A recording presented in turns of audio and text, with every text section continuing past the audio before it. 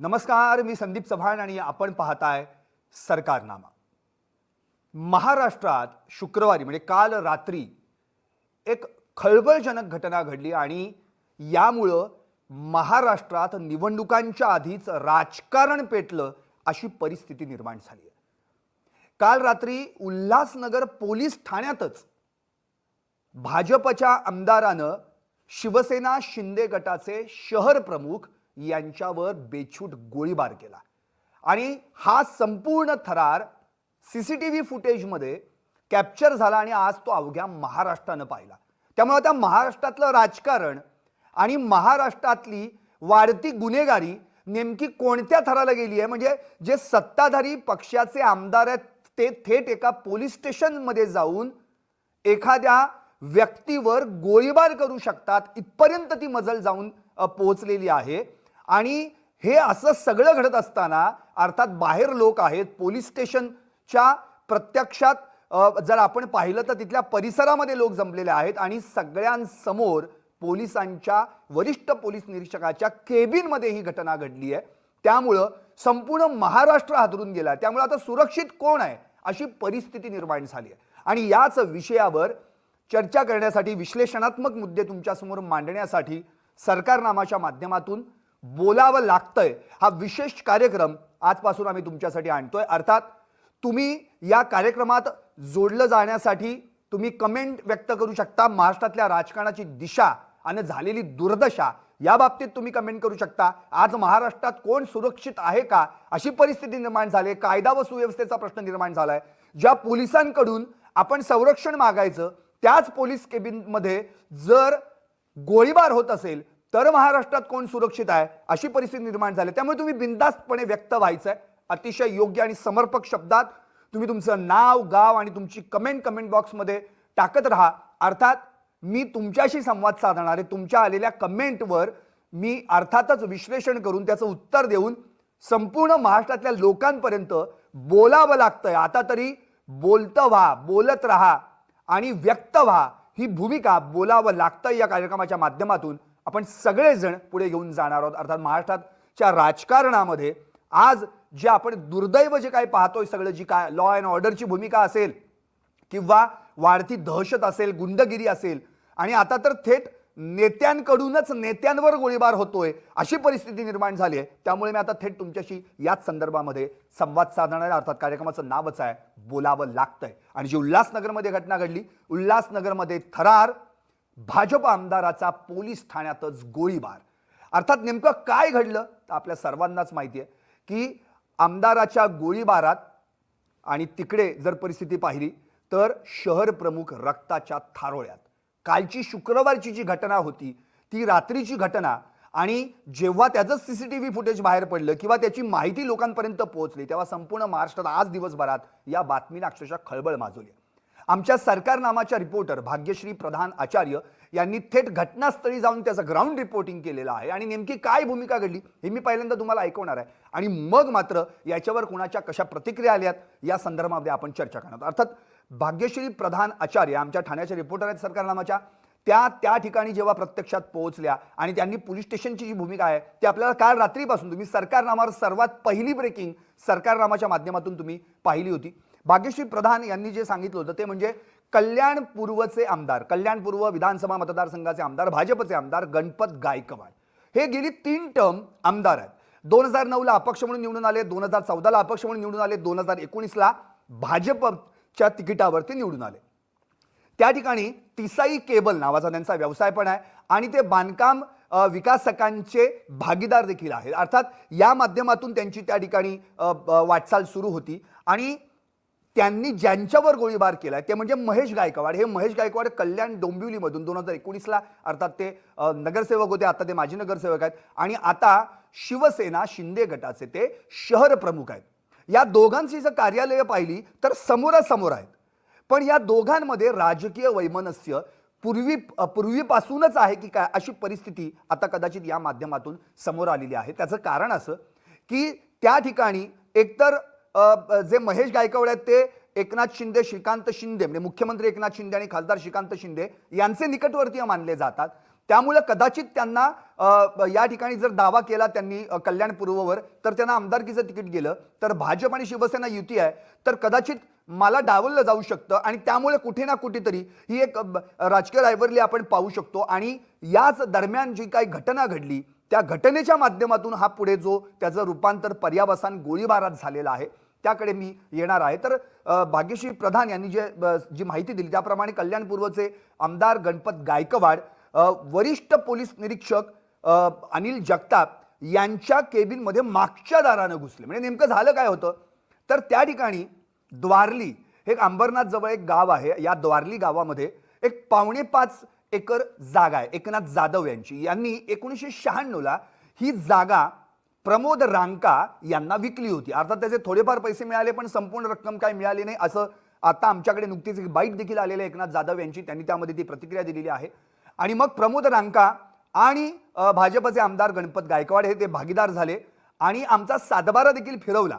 आणि हे सगळं झाल्यानंतर आमचे पैसे दिलेले नाही आहेत त्या संदर्भामध्ये परवा म्हणजे बुधवारी जर आपण पाहिलं तर या सगळ्या महिलांनी म्हणजे एकनाथ जाधव आणि त्यांच्या कुटुंबियांनी त्या ठिकाणी आरडाओरडा केला आणि गणपत गायकवाडांना त्यांनी पैसे देखील मागितले. पण गणपत गायकवाडांची अशी भूमिका आहे की मी ऑलरेडी यांना पैसे दिलेले आहेत, हे सगळे माझ्यावर खोटे आरोप करतात. पण त्या महिलांचं किंवा एकनाथ जाधव यांच्या कुटुंबांचं असं म्हणणं आहे की मुळात यांनी आमची जमीन हडप केलेली आणि आम्हाला त्याचे काही पैसे मिळालेले नाहीत. आणि इकडे मात्र गणपत गायकवाड सांगतात की मी पैसे दिलेले आहेत, न्यायालयीन लढाई देखील जिंकलेली आहे. त्यामुळे कुठल्याही परिस्थितीमध्ये हा जो काही सगळा प्रकार आहे हा माझ्यावर खोटा आरोप केला जातोय की मी पैसे दिलेले नाहीत असं या ठिकाणी त्यांनी सांगितलं. म्हणजे गणपत गायकवाड यांनी सांगितलं. तेव्हा एकनाथ जे जाधव आहेत त्यांनी आणखी पुढे जी माहिती दिली ती अत्यंत महत्त्वाची आहे की मग ते त्या ठिकाणी त्यांच्या शेतावर कंपाऊंड बांधायला गणपत जाधव आणि त्यांचे गणपत गायकवाड आणि त्यांचे कार्यकर्ते त्या ठिकाणी पोहोचले. त्यामुळं मग एकनाथ जाधव त्यांचं कुटुंबीय हे महेश गायकवाडांकडे गेले जे शहर प्रमुख आहेत ज्यांच्यावर आत्ता हल्ला झाला आणि ते आता ठाण्यातील ज्युपिटर हॉस्पिटलमध्ये त्या ठिकाणी उपचार घेत आहेत. अर्थात ते व्हेंटिलेटरवर आहेत, त्यांची प्रकृती चिंताजनक आहे असं सांगितलं जातं. आणि या एकनाथ जाधवांनी जेव्हा महेश गायकवाडांकडे मदत मागितली तेव्हा महेश गायकवाड त्यांच्यावर बैलगाडा फेम राहुल पाटील त्यांचे मित्र आणि आणखी काही बाकीचे कार्यकर्ते हे उल्हासनगरमधील हिल लाईन पोलीस स्टेशनमध्ये अनिल जगताप वरिष्ठ पोलीस निरीक्षक यांच्या केबिनमध्ये जाऊन बसले आणि आपल्या तक्रारीचं गाऱ्हाणं मांडत होते. अर्थात तोपर्यंत बाहेर देखील लोक जमा झाले होते. तिकडे गणपत गायकवाडांचे कार्यकर्ते असतील किंवा महेश गायकवाडांचे कार्यकर्ते असतील हे सगळे जमा झाले होते. आणि अनिल जगताप नंतर राहुल पाटील किंवा महेश गायकवाड हे सगळे केबिनमध्ये बसलेले आहेत. त्याच दरम्यान गणपत गायकवाड यांचा मुलगा वैभव गायकवाड हे देखील त्या ठिकाणी उपस्थित होते. पण बाहेर काहीतरी गोंधळ चालू आहे, आरडाओरडा चालू आहे, तो नेमका काय आहे हे जाणून घेण्यासाठी जेव्हा अनिल जगताप केबिनमधून बाहेर गेले आणि त्या लोकांशी संवाद साधायला लागले त्याच दरम्यान मागच्या केबिनच्या दारातून गणपत गायकवाडात आले आणि त्यांनी थेट महेश गायकवाड यांच्यावर बेछूट गोळीबार केला, अंधाधुंद गोळीबार केला. आणि यामध्ये 6 राऊंड फायर झालेले आहेत, 6 बुलेट्स फायरिंग झालेलं आहे. त्यांच्यासोबत जे गणपत गायकवाडांसोबत हर्ष करणे म्हणून आणि सर्वांकर नावाचे असे 2 आणखी ज्या तिघांना अटक झालेली आहे. गणपत गायकवाड, हर्ष करणे आणि सर्वांकर असे जे 3 जण आहेत या तिघांनी त्या ठिकाणी यांना सगळ्यांना मारहाण करण्यास सुरुवात केली. आणि जेव्हा महेश गायकवाड यांच्यावर गोळीबार झाला तेव्हा राहुल पाटील यांच्यावर देखील गोळीबार झाला आणि जो 6 राऊंड फायर करण्यात आले त्या 4 गोळ्या आपण या सीसीटीव्ही मध्ये देखील फुटेजमध्ये आपण पाहिलेलं आहे की महेश गायकवाड यांना लागल्या आणि 2 गोळ्या राहुल पाटील यांना लागल्या. त्यानंतर त्यांना मीरा येथील रुग्णालयामध्ये दाखल करण्यात आलं. पण तिथून मात्र प्रकृती चिंताजनक असल्यानं मग त्यांना ठाण्याच्या ज्युपिटर हॉस्पिटलमध्ये हलवण्यात आलं. अर्थात हा जो गोळीबाराचा जो प्रकार आहे तो पाहून संपूर्ण महाराष्ट्र हादरला, संपूर्ण राजकारण ढवळून निघालं. महाराष्ट्रातलं राजकारण लोकसभा निवडणुका येऊ पाहत आहेत, विधानसभा निवडणुका येऊ पाहत आहेत आणि त्याच्या आधी या सगळ्या घटना घडल्या. आणि मग मात्र सगळीकडे एकच चर्चा सुरू झाली की भाजपच्या सत्ताधारी आमदारांनी पोलीस स्टेशनमध्ये जाऊन थेट गोळीबार करावा इथपर्यंत यांची मजल जातेच कशी. या सगळ्या घटना संपूर्ण महाराष्ट्राने आज दिवसभर पाहिलेल्या आहेत. आणि एकंदरीतच या सगळ्या प्रकरणामध्ये जर आपण पाहिलं तर महेश गायकवाड यांना जेव्हा ठाण्याच्या ज्युपिटर हॉस्पिटलमध्ये तिकडे ॲडमिट करण्यात आलं त्याच्यानंतर म्हणजे मुळात या दरम्यान म्हणजे अंधाधुंद गोळीबार झाला. या गोळीबारानंतर स्वतः गणपत गायकवाड यांनी माध्यमांशी प्रतिक्रिया दिली आणि त्यांनी स्पष्टपणे म्हटलेलं आहे की मला या गोळीबाराचा पश्चाताप झालेला नाहीये, असं स्पष्टपणे म्हटलं. त्यांनी थेट मुख्यमंत्र्यांवर आरोप देखील केलेले आहेत आणि ते आरोप नेमके काय केलेले आहेत, त्यांनी काय गणपत गायकवाड यांनी प्रतिक्रिया दिली मी तुम्हाला पहिल्यांदा ती ऐकवणार आहे आणि मग आपण या संदर्भामध्ये पुढची चर्चा करूयात. अर्थात या ठिकाणी आता कमेंट्स देखील यायला सुरुवात केलेली आहे, मी कमेंट्स देखील त्या घेणार आहे, त्याच्यावर देखील मी चर्चा करणार आहे, बोलणार आहे. कल्याण पूर्व मतदारसंघातील भारतीय जनता पार्टीचे आमदार गणपत गायकवाड यांनी मुख्यमंत्री एकनाथ शिंदेवर गंभीर आरोप केले. अगदी म्हणजे कोट्यवधी रुपये एकनाथ शिंदेकडे असल्याच्या दाव्यापासून ते त्यांच्या राजीनामा घेण्याच्या मागणीपर्यंत गणपत गायकवाड यांनी या ठिकाणी आरोप त्यांच्यावर केलेले आहेत. उल्हासनगरमधील हिल लाईन पोलीस स्टेशनचे वरिष्ठ पोलीस निरीक्षक अनिल जगताप यांच्या समोर जेव्हा गणपत गायकवाड यांनी ही सगळी जी घटना घडली त्याच्यानंतर जो अंधाधुंद गोळीबार केला त्यानंतर प्रतिक्रिया दिलेली आहे. त्यात त्यांनी स्पष्टपणे म्हटलेलं आहे की भाजप आणि शिंदे गटाची राज्यात युती आहे, पण या दरम्यान जो काही वाद झाला होता म्हणजे मुळात गणपत गायकवाड आणि महेश गायकवाड म्हणजे इकडे शिवसेना भाजप युती आहे पण यांच्यामध्ये मात्र राजकीय पूर्ववैमनस्य आहे अशी परिस्थिती आहे. गोळीबार आपणच केल्याची कबुली दिल्यानंतर गणपत गायकवाड यांनी स्पष्टपणे सांगितलंय की एकनाथ शिंदे राज्यात गुन्हेगारी पसरवत असल्याचा आरोप आहे. पोलीस स्टेशनच्या दरवाजामध्ये माझ्या मुलाला धक्काबुक्की केली, माझ्या जागेचा या लोकांनी जबरदस्तीने कब्जा घेतला, मला मनस्ताप झाला आणि म्हणून मी फायरिंग केली असं गणपत गायकवाड यांनी म्हटलेलं आहे. पुढे बोलताना गणपत गायकवाड काय म्हणाले, एकनाथ शिंदे हे महाराष्ट्रामध्ये गुन्हेगारांचं राज्य घडवण्याचा प्रयत्न करतायत. एकनाथ शिंदे मुख्यमंत्री असतील तर महाराष्ट्रभर फक्त गुन्हेगारच पैदा होतील. आमच्यासारख्या चांगल्या माणसाला आज एकनाथ शिंदेंनी गुन्हेगार बनवलंय असा थेट आरोप मुख्यमंत्र्यांवर केलाय. तुमची युती आहे असं म्हणत आमदार गायकवाड यांना जेव्हा प्रश्न विचारण्यात आला तेव्हा त्यांनी स्पष्टपणे सांगितलं की शिंदे साहेबांनी उद्धव साहेबांशी गद्दारी केली आणि आता ते भाजप सोबत देखील गद्दारी करणार आहेत. शिवाय शिंदेंनी माझ्यासोबत सुद्धा गद्दारी केली. एकनाथ शिंदेंकडे माझे करोडो रुपये बाकी आहेत. शिंदे साहेब देवाला मानत असतील तर त्यांनी शपथ घेऊन सांगावं की गणपत गायकवाडचे किती पैसे बाकी आहेत. गणपत गायकवाडचे एवढे पैसे खाऊन सुद्धा गणपत गायकवाड विरुद्धच काम करतायत असं देखील आमदार गायकवाड म्हणाले. नंतर मी वरिष्ठांना बऱ्याचदा सांगितलं होतं की लोक वारंवार माझा अपमान करतायत, माझा निधी वापरला जातो, त्या ठिकाणी खासदार श्रीकांत शिंदे स्वतःचा बोर्ड लावतात. मी वेळोवेळी सांगितलं, मी ज्या ज्या ठिकाणी राज्य शासनाचा निधी आणला त्या ठिकाणी श्रीकांत शिंदेंनी आपले बोर्ड लावले, माझ्यावर भ्रष्टाचाराचे आरोप केले. एकनाथ शिंदेंनी त्या भ्रष्टाचारामध्ये किती पैसे खाल्ले हे त्यांनी सांगावे असं देखील त्यांनी म्हटलेलं आहे. एवढंच नव्हे तर पुढे जाऊन म्हणजे आता आपल्याला माहिती आहे की गणपत गायकवाड यांना अटक करण्यात आली, त्यानंतर त्यांना उल्हासनगरमध्ये कोर्टामध्ये हजर करण्यात आलेले आहे. आधी व्हीसीद्वारे सुनावणी होणार होती पण आता ती थेट प्रत्यक्षात सुनावणी होणार आहे आणि न्यायाधीश ए निकम यांच्यासमोर ती सुनावणी होतीये. आणि गणपत गायकवाड म्हणाले की कोर्ट जे ठरवेल ते आपल्याला मान्य आहे पण एकनाथ शिंदेंचा राजीनामा घेतला पाहिजे. पुढे कोर्टाचा निर्णय असेल तो मला मान्य आहे, मात्र महाराष्ट्रात गुन्हेगारी बंद करायची असेल तर एकनाथ शिंदेंचा राजीनामा घेतला पाहिजे असा थेट आरोप त्यांनी या ठिकाणी केलाय. नंतर त्यांनी स्पष्टपणे त्यांना विचारण्यात आलं की फडणवीसांकडे तुम्ही याबाबत तक्रार केली का, तर त्यावर त्यांनी स्पष्टपणे म्हटलं की पक्षश्रेष्ठी जो निर्णय घ्यायचा तो घेतील, माझा निर्णय एकच आहे, एकनाथ शिंदेंनी गुन्हेगारी घडवून महाराष्ट्राची वाट लावायला घेतली आहे, महाराष्ट्रामध्ये चांगलं ठेवायचं असेल तर एकनाथ शिंदेंचा राजीनामा घेतला पाहिजे. हीच माझी देवेंद्र भाऊंना म्हणजे देवेंद्र फडणवीसांना आणि मोदी साहेबांना पण विनंती आहे. देवेंद्र भाऊ म्हणजे थोडक्यात देवेंद्र फडणवीस यांचा उल्लेख त्यांनी देवेंद्र भाऊ असा केलेला आहे. एवढंच नव्हे तर मी पक्षाच्या बैठकीमध्ये वेळोवेळी सांगितलं होतं की जिथे जिथे माझ्या आमदार निधीतून पैसे वापरले जातात तिथे श्रीकांत शिंदे आपला बोर्ड लावतात. मी ग्रंथालय सुरू केलं होतं, त्याचं साधं उद्घाटनही झालं नाही, तिथं रंग मारून श्रीकांत शिंदेंनी आपला बोर्ड लावला. किती खालच्या स्तराला जाऊन हे लोक भाजपला संपवण्याचं काम करतायत असा थेट आरोप गणपत गायकवाड यांनी केलाय. आता शेवटचं त्यांचं असं म्हणणं आहे की असे वाद होत असतील तर 2024च्या निवडणुकीत तुम्ही कसं जनतेला समोर जाणार. माझ्या जनतेला माहिती आहे की मी गुन्हेगार नाही. हा प्रश्न जेव्हा त्यांना विचारण्यात आला तेव्हा ते म्हणाले मी आत्मसंरक्षणार्थ गोळीबार केलाय, जनता मला चांगल्या प्रकारे ओळखते, जनतेचा माझ्यावर विश्वास आहे आणि यापुढेही तो राहील. एकंदरीतच काय तर या ठिकाणी गणपत गायकवाड यांनी थेट जी आपली म्हणजे त्यांची जी प्रतिक्रिया आहे ती प्रतिक्रिया माध्यमांसमोर मांडलेली आहे. एकनाथ शिंदे यांच्याकडे माझे पैसे आहेत, त्यांनी माझे पैसे खाल्लेले आहेत आणि महाराष्ट्रात प्रचंड गुन्हेगारी वाढलेले, एकनाथ शिंदेंमुळेच मी गुन्हेगार झालो, एकनाथ शिंदेच महाराष्ट्रात गुन्हेगार पैदा करतायत, त्या आणि महाराष्ट्राला वाचवायचं असेल तर एकनाथ शिंदेंचा राजीनामा घेतला पाहिजे आणि या बाप लेकांनी माझ्यावर अन्याय केलेला आहे. श्रीकांत शिंदे जे आता खासदार आहेत ते कुठलाही काम मी केलं तर तिथे स्वतःचा बोर्ड लावतात. इतकंच नव्हे तर निधी देखील तो माझा पळवला जातो. असे गंभीर थेट धक्कादायक आरोप गणपत गायकवाड यांनी एकनाथ शिंदे आणि श्रीकांत शिंदे यांच्यावर केलेले आहेत.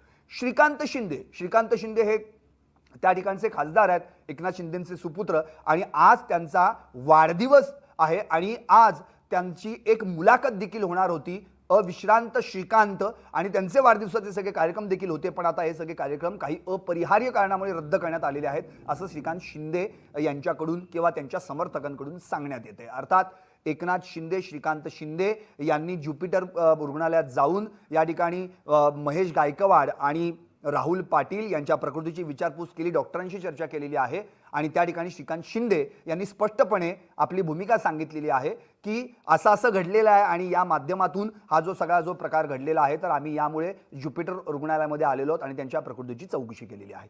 या सगळ्या प्रकारांचा जर विचार केला, या सगळ्या घटनेचा विचार केला तर संपूर्ण महाराष्ट्र आज अक्षरशः म्हणजे हतबल झालाय की राजकारण आणि राजकारणाची पातळी इतक्यापर्यंत कशी काय जाऊ शकते. एक म्हणजे विद्यमान आमदार थेट एका पक्षाच्या नेत्यावर पोलीस स्टेशनमध्ये जाऊन गोळीबार करतो, इथपर्यंत मजल जाते आणि गोळीबार करून सुद्धा मला काही पश्चाताप झालेला नाहीये, मी स्वसंरक्षणार्थ हा गोळीबार केला असं म्हटलं जाते. अर्थात या सगळ्या संदर्भामध्ये दत्तात्रय शिंदे जे पोलीस अधिकारी आहेत यांनी नेमकी काय प्रतिक्रिया दिली हे पहिल्यांदा आपण ऐकणार आहोत, पाहणार आहोत आणि मग मात्र पुढे आपण तुमच्या ज्या कमेंट्स आहेत त्याच्याकडे वळणार आहोत.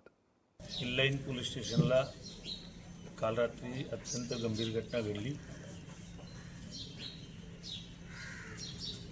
या अनुषंगानं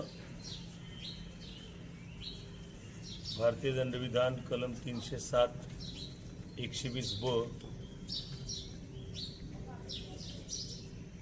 34, 143, 147, 148, 149 सहकलम 30 शस्त्र अधिनियम या अंतर्गत गुन्हा दाखल करण्यात आलेला आहे. जखमीवरती अग्निशस्त्रातून गोळ्या झाडल्यामुळं हा गुन्हा दाखल करण्यात आलेला आहे. काय नेमकं कारण होतं का पोलीस नेमक्याच्या आतमध्ये या ठिकाणी झाले, कशाला त्यांना बोलवण्यात आलं, कशावर नाही बोलण्यात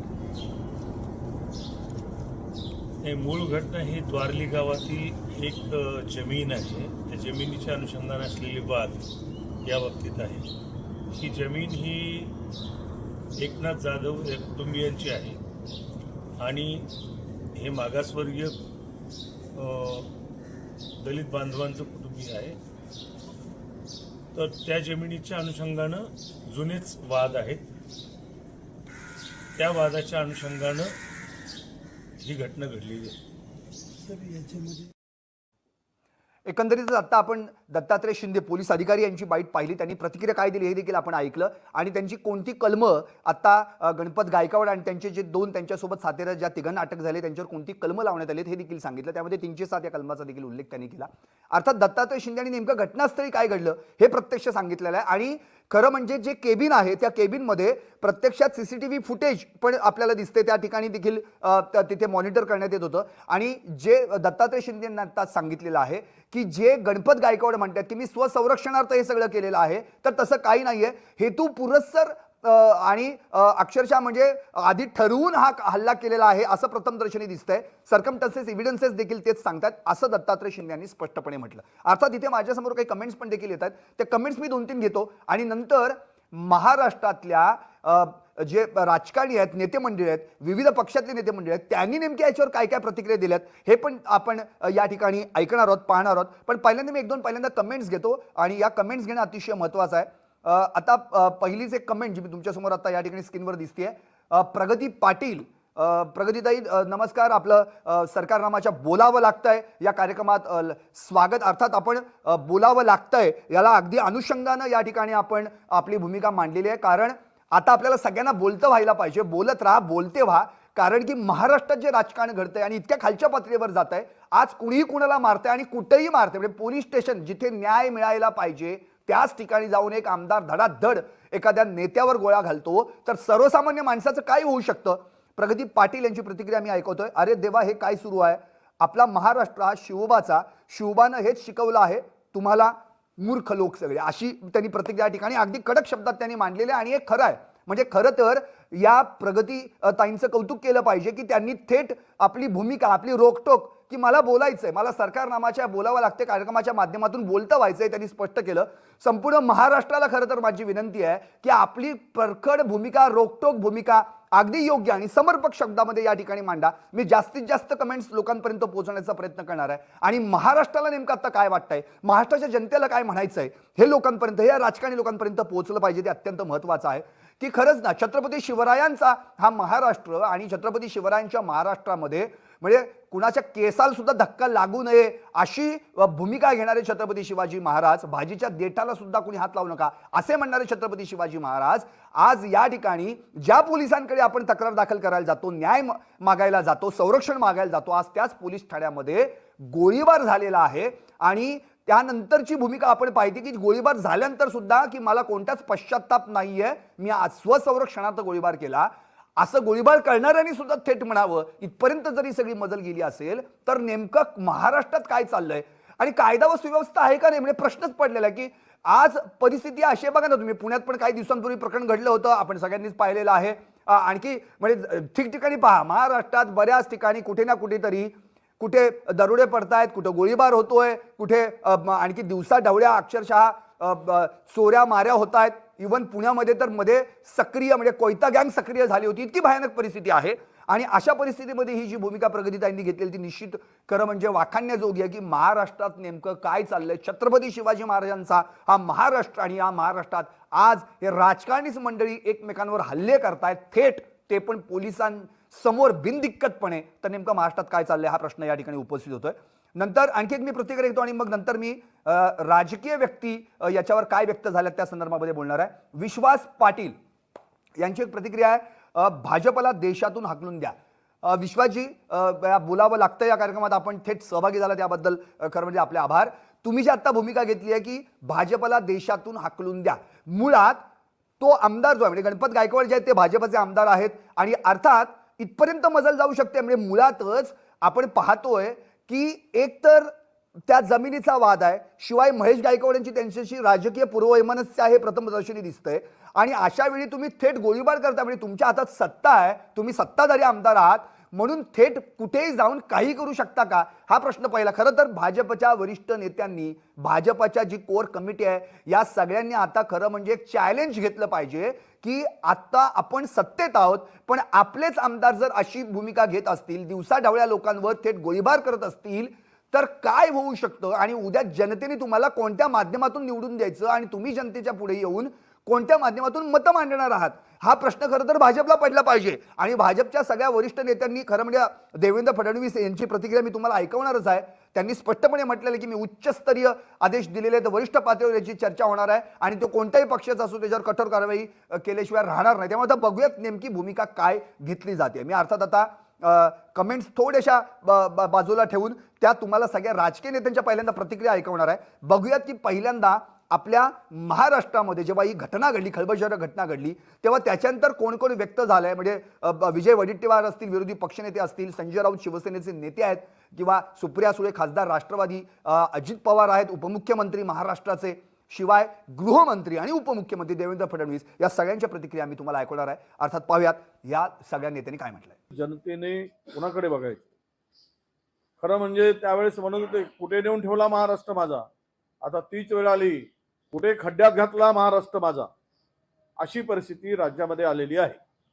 आणि यामध्ये कोणी सत्ताधारी असो की विरोधी, अशा पद्धतीनं पोलीस स्टेशनमध्ये जाऊन जर पोलिसाच्या कॅबिनमध्ये, पीआयच्या कॅबिनमध्ये गोळीबार करत असेल तर हा सरावलेला गुन्हेगार आणि गुंड आहे. त्यापेक्षाही मोठा हा सराईत म्हणजे क्रिमिनल आहे. पक्षामध्ये एक सुप्तवार, कोल्ड वार चाललेला आहे, त्याची प्रचिती आता येत आहे. जशा जशा निवडणुका जवळ येतील तशा तशा या लोकांचे आपसातील मारामाऱ्या, गोळीबार, खून हे सगळं भविष्यात तुम्हाला बघायला मिळेल. या सगळ्या मागे राजकीय पाठबळ आहे, या सगळ्या मागे राजकारण आहे, झुंडशाही आहे, पैशाचे व्यवहार आहेत, खोके आहेत आणि पेट्या आहेत. आणि आता सगळ्यांचा हिशोब हा मुख्यमंत्री कार्यालयातून आणि वर्षा बंगल्यावरून केला जातोय, सगळ्यांना माहिती आहे. हे मी मागेही सांगितलेलं आहे, आताही सांगतोय आणि त्याचे प्रमाण आहे. हे स्वतः भारतीय जनता पक्षाच्या आमदारांनी एका त्राग्यानं गोळीबार करून हे आपलं निवेदन दिलेलं आहे. मी कोणावरती व्यक्तिगत टीका टिप्पणी करत नाही, पण महाराष्ट्र इतक्या रसातळाला कधीच गेला नव्हता. आतापर्यंत आम्ही इतर राज्यांवर टीका करत होतो. आज महाराष्ट्रामध्ये पोलीस स्टेशनमध्ये वरिष्ठ पोलीस अधिकाऱ्यांच्या कॅबिनमध्ये हा गोळीबार होतोय. का? देवेंद्र फडणवीस, आपण वकील आहात, आपण ज्ञानी आहात, हा? राम तुमच्या बाजूने आहे, रामावर तुम्ही हक्क सांगताय. रामाचं राज्य हे कायद्याचं राज्य होतं, तुमचं राज्य कायद्याचं आहे का? साहेब जे बोलतात ते लोकांना आवडत नाही, पण राऊत साहेब म्हणतात ते वारंवार खरं होत आहे. कॅबिनेट मध्ये नाही, आता ती गॅगवर रस्त्यावर आली आणि रस्त्यावर नाही, तुमच्या चॅनलवरनं माहिती अशी आहे की ही घटना पोलीस स्टेशन मध्ये झाली. करेक्ट? पोलीस स्टेशन मध्ये झाली नाही घटना.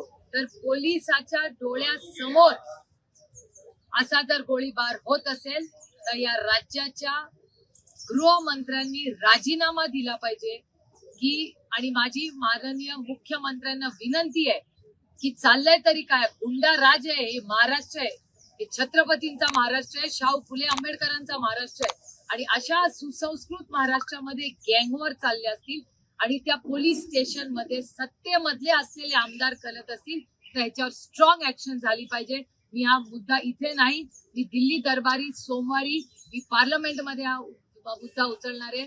मी स्वतः देशाच्या गृहमंत्र्यांची भेट घ्यायची सोमवारी वेळ मागणार आहे की महाराष्ट्रामध्ये चाललंय काय.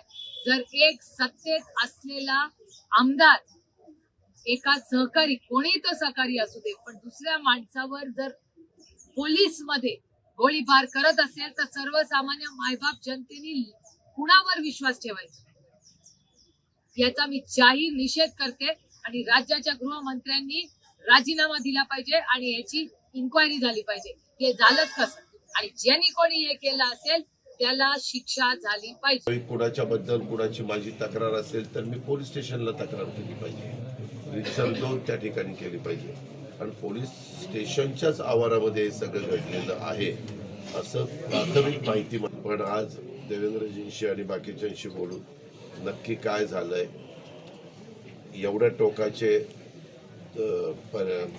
मजल का त्यांनी मारली, इतका TV चॅनलला पण त्यांनी फोनवर काही संभाषण जे केलं ते पण कायद्याला धरून अजिबात नव्हतं, हे माझं स्पष्ट होतं. त्या भागात गायकवाड आहेच. म्हणजे असं आहे की सध्या ज्यांची आता राज्याची सूच आहे तिथं कायदा हातात घेणाऱ्यांच्याबद्दल मुक्तता किंवा मुखिक हे आहे असं जे ऐकायला मिळतं ते वास्तव आहे असं तुमच्या माहितीवर दिसतं. सत्तेचा गैरवापर हा केला तक्रारी, पण त्याला काही मर्यादा आहेत. असं फायरिंग आणि तत्सम गोष्टी या जर व्हायला लागल्या आणि राज्य सरकारची त्या सगळ्या बाबतीत लगेच भूमिका असेल तर राज्य आज कोणत्या दिशेने चालले आहे तुमच्या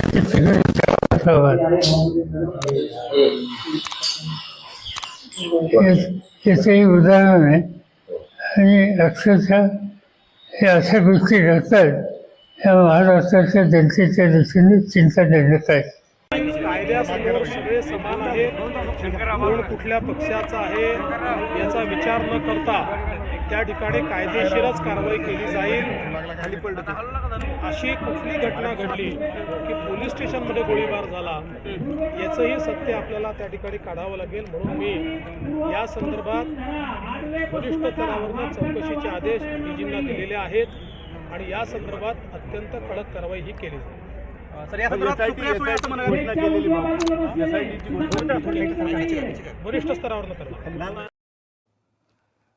आत्ताच आपण सगळ्या या नेत्यांच्या प्रतिक्रिया ऐकल्या. अर्थात यामध्ये विजय वडेट्टीवार विरोधी पक्षनेते, संजय राऊत शिवसेनेचे नेते, सुप्रिया सुळे खासदार राष्ट्रवादी काँग्रेस, त्यानंतर अजित पवार उपमुख्यमंत्री आणि यानंतर शरद पवार राष्ट्रवादीचे ज्येष्ठ नेते आणि देवेंद्र फडणवीस उपमुख्यमंत्री, या सगळ्यांच्याच मुलाखती त्यांच्या प्रतिक्रिया आपण आता ऐकल्या.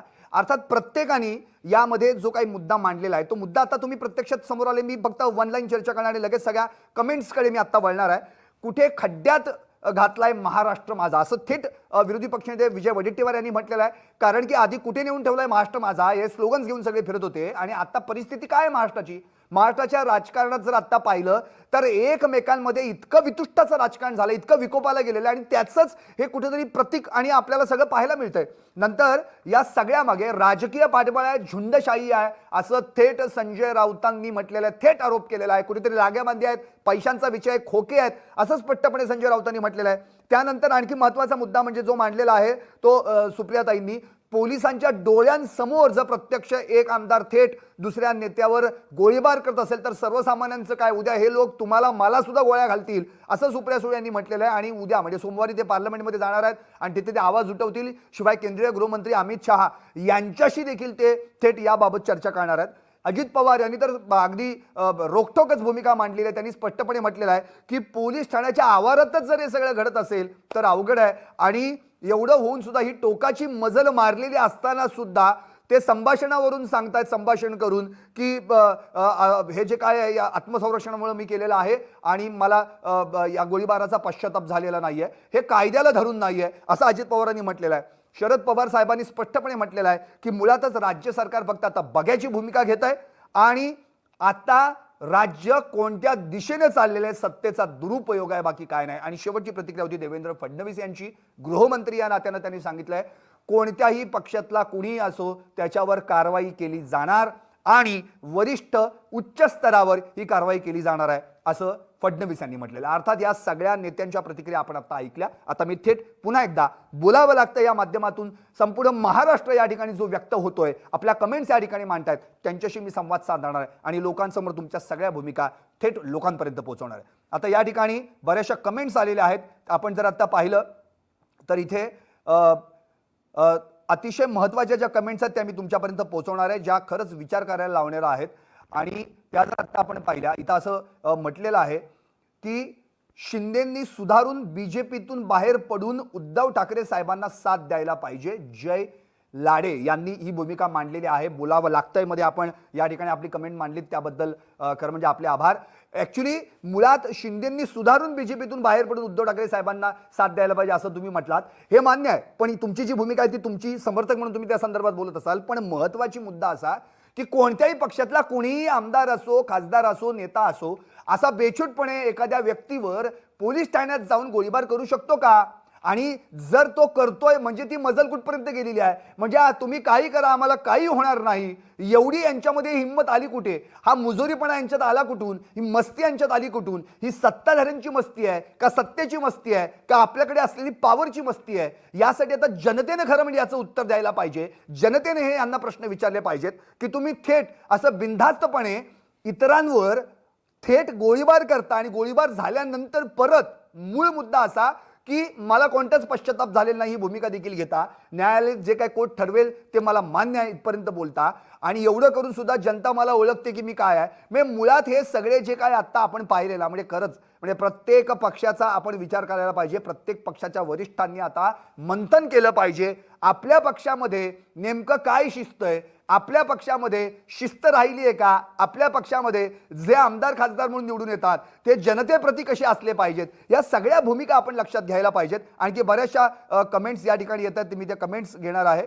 यानंतर कमेंट आहे सुभाष धावळे यांची, कायदा शिल्लक आहे का वाटत नाही, अशी भूमिका त्यांनी घेतलेली. सुभाषजी आपलं अभिनंदन बोलावं लागतं, या कार्यक्रमात आपण सहभागी झालात. अगदी रास्त तुमची भूमिका आहे. कायदा व सुव्यवस्था महाराष्ट्रात शिल्लक राहिलाय का नाही असा प्रश्न पडलेला आहे.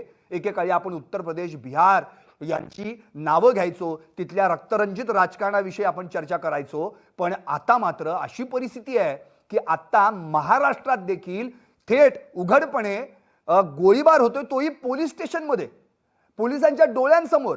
आणि हे सगळं आपल्याला पाहावं लागतंय. खरं म्हणजे एक तर ठाणे जिल्ह्यातला हा प्रकार, मुख्यमंत्री एकनाथ शिंदेचा हा जिल्हा, आणि या जिल्ह्यामध्ये तशा घटना घडतात आणि त्यांच्याच शहर प्रमुख म्हणजे त्यांचाच शहर प्रमुख जर सुरक्षित नाही तर महाराष्ट्रातली सर्वसामान्य जनता काय सुरक्षित असणार आहे? त्यांचं संरक्षण कसं केलं जाणार आहे? या सगळ्या प्रश्नांची उत्तरं आता सरकारला द्यावी लागणार आहेत. यानंतर आणखी ज्या काही कमेंट्स आहेत त्या मी कमेंट्स घेतोय. संजय राजगुरू, ईव्हीएमचा माज बीजेपीला आलेला आहे, याचं थेटच यांनी या ठिकाणी संजयजींनी आपली भूमिका मांडलेली आहे की मुळातच ईव्हीएममुळे भाजपचे लोक निवडून येत आहेत, त्यामुळे हा काही सगळा सत्तेची मुजुरी यांच्यामध्ये आली आहे का?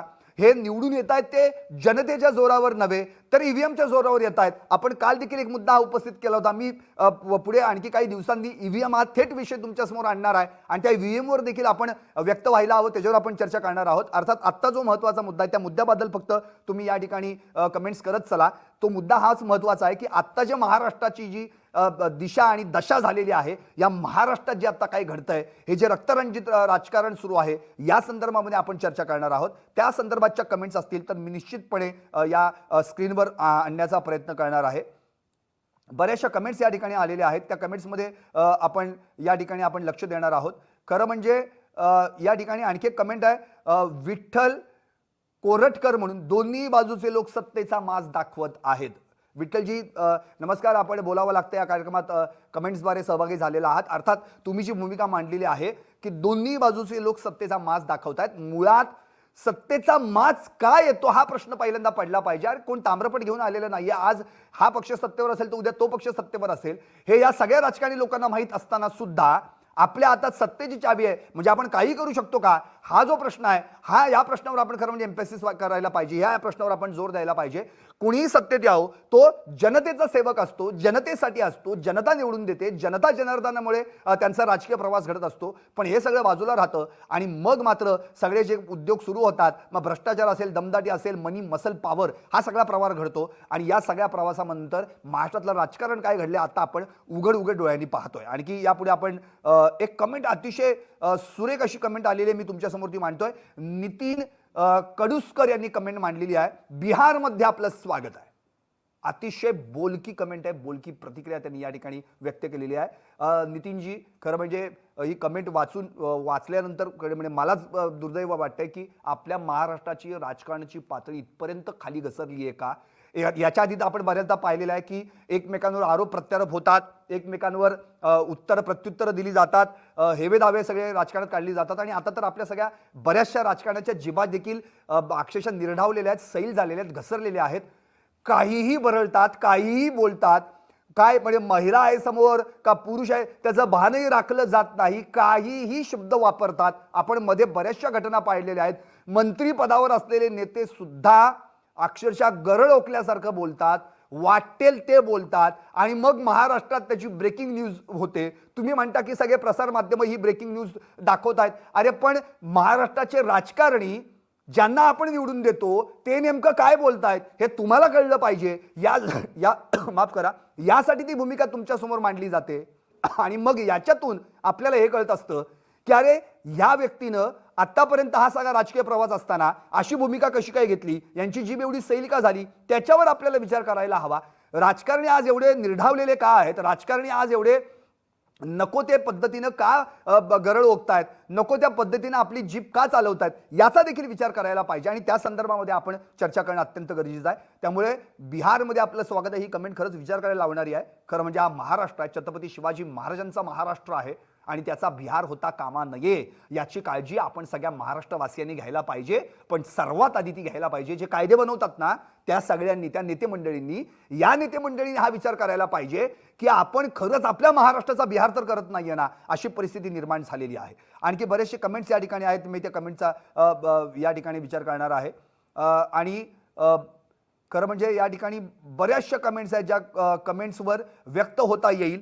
पण या ठिकाणी ज्या कमेंट्स याच प्रकरणाची संबंधित जी घटना घडलेली आहे त्या संदर्भात मला इथे ती घटना घ्यावी लागेल, ती कमेंट घ्यावी लागेल. या ठिकाणी राजेश हरद म्हणून यांनी एक कमेंट दिलेली आहे, दुबळा राजा असेल तर काय होणार.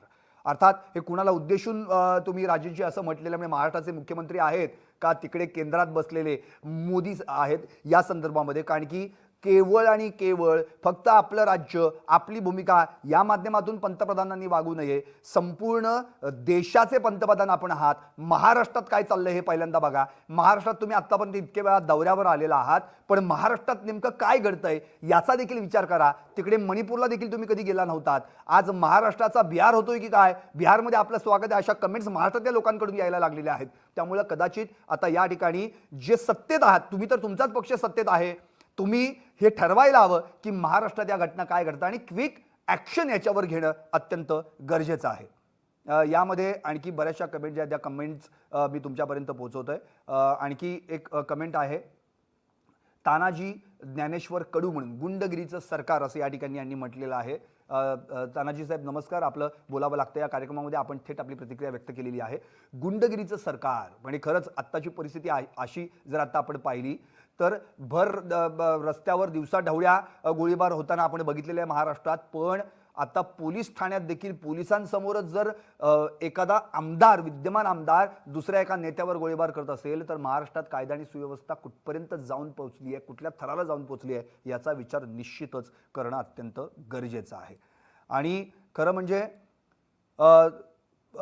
या ठिकाणी बऱ्याचशा कमेंट्स येत आहेत. त्या कमेंट्स तुमच्यापर्यंत पोहोचवणं अत्यंत गरजेचं आहे. या ठिकाणी आणखी एक कमेंट आहे, प्रमोद गिरी सर, असं जर तुम्ही बोलसान तर तुमचा आवाज बंद करणं आणि कारण कायदा हा भाजपचा गुलाम झालेला आहे वगैरे असं. पण मुळात या ठिकाणी आणखी एक महत्त्वाची भूमिका म्हणजे असा कुणी कुणाचा आवाज बंद करू शकणार नाही, कारण की ही लोकशाही आहे. लोकशाहीमध्ये सगळ्यांना व्यक्ती स्वातंत्र्य आपली भूमिका मांडण्याचं आणि कायद्याच्या दृष्टिकोनातून जर पाहिलं तर हे कायद्याचं राज्य आहे आणि ते कायद्यानेच राहिलं पाहिजे आणि जे कायदे करतात त्यांनी देखील कायद्यात वागलं पाहिजे, कायद्यात राहिलं पाहिजे. ही भूमिका अत्यंत महत्त्वाची आहे. या भूमिकेकडे देखील लोकांनी लक्ष द्यायला पाहिजे. महाराष्ट्रातल्या प्रत्येक व्यक्तीनं खरं म्हणजे या नेत्यांना आता सुनावण्याची वेळ आलेली आहे. आता बोलतं व्हायची, बोलतं व्यक्त करण्याची आणि बोलून मोकळं होण्याची वेळ आता आलेली आहे. मी कमेंट आता तुमच्यासमोर मांडलेले विनायक आहेत, त्यांनी असं म्हटलं, लोकशाही जिवंत आहे का? खरं म्हणजे मगाशी जर आपण पाहिलं की बिहारमध्ये आपलं स्वागत आहे अशी कमेंट होती आणि आता विनायक आहेर म्हणतात की लोकशाही जिवंत आहे का? विनायकजी आपलं बोलावं लागतं यामध्ये स्वागत. खरं म्हणजे हा प्रश्न आता महाराष्ट्रातल्या प्रत्येक व्यक्तीला पडलेला आहे, कारण महाराष्ट्रात जर अशा घटना घडत असतील, महाराष्ट्रात सत्तेत असलेलेच आमदार, सत्ताधारी आमदारच जर असे बेछूटपणे गोळीबार करत असतील आणि बाहेर आल्यानंतर मला कोणत्याही प्रकारचा पश्चाताप झालेला नाही असं म्हणत असतील, तर महाराष्ट्रात नेमकं कायद्याचं राज्य आहे का, लोकशाही जिवंत आहे का याचा विचार खऱ्या अर्थानं करण्याची वेळ आलेली आहे. आणखी बऱ्याचशा कमेंट्स या ठिकाणी आहेत. आणखी एक सेम कमेंट आहे मागासारखी, सुभाष देशमुख यांची महाराष्ट्राचा बिहार केलाय, फक्त बीजेपीचा माज मोडलाच पाहिजे. अर्थात प्रत्येक जण व्यक्त होतोय, आपली भूमिका इथं मांडतोय. महाराष्ट्र जो छत्रपती शिवाजी महाराजांचा महाराष्ट्र, फुले शाहू आंबेडकरांचा महाराष्ट्र, आणि असा हा महाराष्ट्र असताना या महाराष्ट्रामध्ये जर दिवसाढवळ्या खून, चोऱ्यामाऱ्या, दरोडे, अत्याचार घडत असतील आणि या महाराष्ट्रामध्ये थेट पोलीस स्टेशनमध्ये बेछूट गोळीबार घडत असेल तर हे राज्य कायद्याचं आहे का? या राज्याच्या दृष्टिकोनातून आता खरंच वरिष्ठ नेत्यांनी, प्रत्येक पक्षाच्या नेत्यांनी आता चिंतन करायला पाहिजे आणि महाराष्ट्रात पुन्हा एकदा सुजलाम सुफलाम कायद्याचं राज्य आणण्यासाठी काय प्रयत्न करता येतील याकडे लक्ष देणं अत्यंत गरजेचं आहे. कारण आता इव्हेंट खूप झाले, आता गरज आहे ती महाराष्ट्रात कायद्याच्या राज्याची, ते अत्यंत महत्त्वाचं आहे. आणखी बऱ्याचशा कमेंट्स या ठिकाणी येतात. त्या कमेंटकडे जर आत्ता आपण पाहिलं तर या ठिकाणी आणखी एक कमेंट आहे, जी कमेंट मी तुमच्यासमोर मांडतोय. आकाश चव्हाण म्हणून, इथं पोलिसच सुरक्षित नाही, तिथं सामान्य माणूस कसा सुरक्षित असणार, हेच अशा घटनेवरून दिसतंय. पोलिसांना बंदुका फक्त खेळलं म्हणून दिल्यात, काही फायदा नाही त्यांचा. अतिशय रोखठोक भूमिका आकाश चव्हाण यांनी या ठिकाणी मांडलेली आहे. आकाशजी आपलं स्वागत, बोलावं लागतंय मध्ये आपण या ठिकाणी जोडला गेलेला आहात. खरं म्हणजे या ठिकाणी पोलीस देखील माणूस आहे अशी परिस्थिती एक वेळ आपल्याला लक्षात घ्यायला पाहिजे, कारण की बंदोबस्त असतील तर पोलीस, कुणाची काही कुठे खून झाला, दरोडा झाला, चोऱ्या घडल्या तर त्या ठिकाणी देखील पोलीस असतात. अक्षरशः जीवाचं रान करून महाराष्ट्राच्या पोलिसांवर संपूर्ण म्हणजे आपल्याला गर्व आणि अभिमान आहे. तर एवढं सगळी महाराष्ट्राची पोलीस यंत्रणा उत्तम असताना थेट पोलीस स्टेशनमध्येच गोळीबार होतो, या दृष्टिकोनातून आपण विचार केला तर निश्चितपणे ही आपल्यासाठी खरं म्हणजे लाजिरवाणी गोष्ट आहे. आणि इथं पोलीसच सुरक्षित नाही आहेत तर महाराष्ट्रातला सर्वसामान्य माणूस काय सुरक्षित असणार, अशी भूमिका या ठिकाणी, असा सवाल आकाशजींनी या ठिकाणी विचारलेला आहे. नंतर आपण जर हे पाहिलं तर या ठिकाणी अशा बऱ्याचशा कमेंट्स येत आहेत, ज्या कमेंटच्या माध्यमातून लोक आपला रोष व्यक्त करत आहेत, लोक आपली भूमिका मांडतायत. मला बोलावं लागतं, या माध्यमातून लोकांपर्यंत येत आहेत आणि आपली भूमिका थेट तुमच्यापर्यंत पोहोचवत आहेत.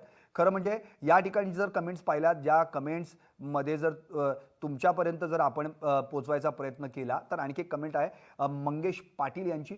जसे सदा सरवणकरला हुकुमशाही, भाजप आणि बेकायदेशीर गद्दारांनी क्लीन चिट दिली, तसेच यांचे पण होणार. हा आहे आजचा आपला हुकुमशहांचा महाराष्ट्र. मंगेशजी, बोलावं लागतं या कार्यक्रमात. आपलं स्वागत. आपण थेट आपली भूमिका मांडलीत. खरं म्हणजे महाराष्ट्रामध्ये आठवते आपल्याला, मागेही सदा सरवणकर आणि ते सगळं प्रकरण घडलं होतं आणि त्या प्रकरणामध्ये त्यांना क्लीन चिट दिली गेलेली आहे. पण हे जे आत्ताचं प्रकरण आहे, या प्रकरणात देखील असं घडणार का? या प्रकरणात देखील यांची सुटका होणार का? गणपत गायकवाडांना देखील क्लीन चिट दिली जाणार का? आता असे प्रश्न महाराष्ट्राच्या जनतेमध्ये काय येऊ लागले जनतेच्या मनामध्ये? त्याचं कारण हेच की आतापर्यंतचे जे मागचे रिझल्ट्स आहेत, ते जर रिझल्ट त्या पद्धतीने असतील तर पुढे काय होणार, ही महाराष्ट्रातल्या जनतेला भीती आहे. कारण की सीसीटीव्ही फुटेजच्या माध्यमातून सगळ्यांनीच पाहिलेलं आहे की गणपत गायकवाडांनी महेश गायकवाडांवर कशा बेचूकपणे गोळ्या झाडलेल्या आहेत. अर्थात या ठिकाणी आणखी एक कमेंट आहे जी थेट अगदी पुन्हा एकदा बिहारकडेच आपल्याला नेणारी आहे. आणि धनंजय शेळके, महाराष्ट्राचा बिहार केला पण बीजेपीला महाराष्ट्रातील सर्व जनतेने हद्दपार. म्हणजे अर्थात कोणत्या पक्षाचा विषय या ठिकाणी निर्माण करण्यापेक्षा ही जी घटना घडली आहे त्या घटनेच्या माध्यमातून आपण आत्ता सध्या बोलूयात. कारण की लोकसभा निवडणुकांचं बिगुल आता थोड्या दिवसांमध्ये वाजणारच आहे. तेव्हा कळेलच की कोण सत्तेत येते आणि कोण विरोधात जात आहे. पण आत्ताची जी परिस्थिती आहे त्या परिस्थितीत जर पाहिलं तर कायदा आणि सुव्यवस्था राखणं हे प्रत्येक नेत्याचं काम आहे. कायदा सुव्यवस्था राखणं यासाठी खरं म्हणजे जास्तीत जास्त चांगल्या पद्धतीनं कसं महाराष्ट्रामध्ये विकासाचं राजकारण करता येईल याकडे लक्ष द्यायला पाहिजे. पण जसजशा निवडणुका यायला लागल्या तसतसं निवडणुकांच्या आधी महाराष्ट्रातलं राजकारण पेटायला लागलेलं आहे. हे निश्चित आहे आणि त्याचाच परिणाम या माध्यमातून इथपर्यंत पोचतोय हे आपल्याला बघायला मिळतंय. अशा बऱ्याचशा कमेंट्स आपण आत्ता या ठिकाणी पाहतोय. अगदी मी आता 1-2 शेवटच्या कमेंट्स घेणार आहे.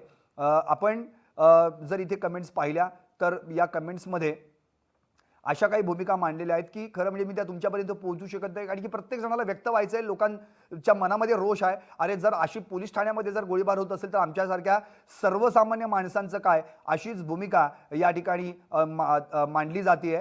आणि ह्या सगळ्या कमेंट्स जर आत्ता आपण पाहिलं तर एवढ्या कमेंट्स आहेत की त्या जर वाचायला लागलो तर कार्यक्रम संपणार नाही. अर्थात मलाही वेळेची मर्यादा आहे. त्यामुळे या सगळ्या परिस्थितीत आत्ता नेमकी भूमिका काय आहे या भूमिकेपर्यंत मी तुम्हाला पोहोचवणार आहे. नेमक्या आत्ताच्या 1-2 कमेंट्स आहेत त्या कमेंटपर्यंत मी फक्त तुम्हाला नेणार आहे आणि अर्थात या कार्यक्रमाच्या शेवटच्या समारोपाकडे येणार आहे. अर्थात इथं जी एक भूमिका आहे यामध्ये जी मांडलेली आहे, भारत खोब्रागडे यांनी, आंधळ्या मुक्या बहिऱ्याची सरकार आहे, बरखास्त करून राष्ट्रपती शासन लागली पाहिजे, गुंडाराज चालू आहे. अत्यंत बोलकी प्रतिक्रिया आहे.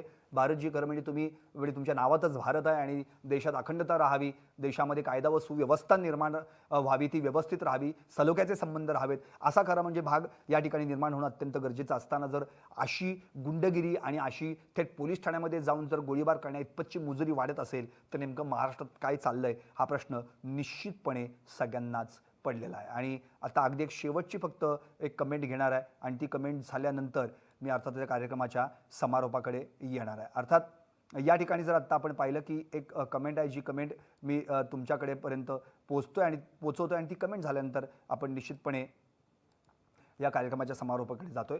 आज कुठे नेऊन ठेवला आहे महाराष्ट्र माझा, शरद भंडारे यांनी ही कमेंट व्यक्त केलेली आहे. अर्थात विरोधी पक्षनेते विजय वडेट्टीवार यांनी देखील कुठे खड्ड्यात घातला आहे महाराष्ट्र माझा असा प्रश्न उपस्थित केला. खरंच महाराष्ट्राची आज राजकारणाची दिशा आणि महाराष्ट्राची झालेली दुर्दशा या अँगलनी जर विचार केला तर हे प्रकरण अतिशय गंभीर आहे, धक्कादायक आहे. गणपत गायकवाड यांनी महेश गायकवाडांवर बेछूटपणे गोळीबार करणं, नंतर एकनाथ शिंदेंवर धक्कादायक आरोप करणं, हे झाल्यानंतर थेट बाहेर येऊन प्रसारमाध्यमांना हे असं स्पष्ट करणं की मुळातच मला कोणताही पश्चाताप नाही, जर माझ्या मुलाला पोलीस स्टेशनमधून बाहेर काढलं जात असेल, मारण होत असेल तर माझा जगून तरी काय फायदा, आणि मग त्या अँगलमधून ते सगळे पुढचं घडलेलं आहे. याचा अर्थ इथे प्रत्येकजण फक्त आणि फक्त आपल्या पावरवर, आपल्या मनी मसल पावरची काय ताकद आहे ती दाखवण्याचा प्रयत्न करतोय. पण महाराष्ट्रात मात्र हे चालणार नाही. महाराष्ट्रात कायद्याचं राज्य आहे. महाराष्ट्र शाहू फुले आंबेडकरांचा महाराष्ट्र, छत्रपती शिवाजी महाराजांचा महाराष्ट्र आहे.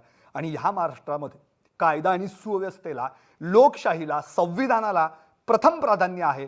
त्यामुळे कोणत्याही परिस्थितीत महाराष्ट्रामध्ये आता पुन्हा एकदा असे प्रकार घडणार नाहीत.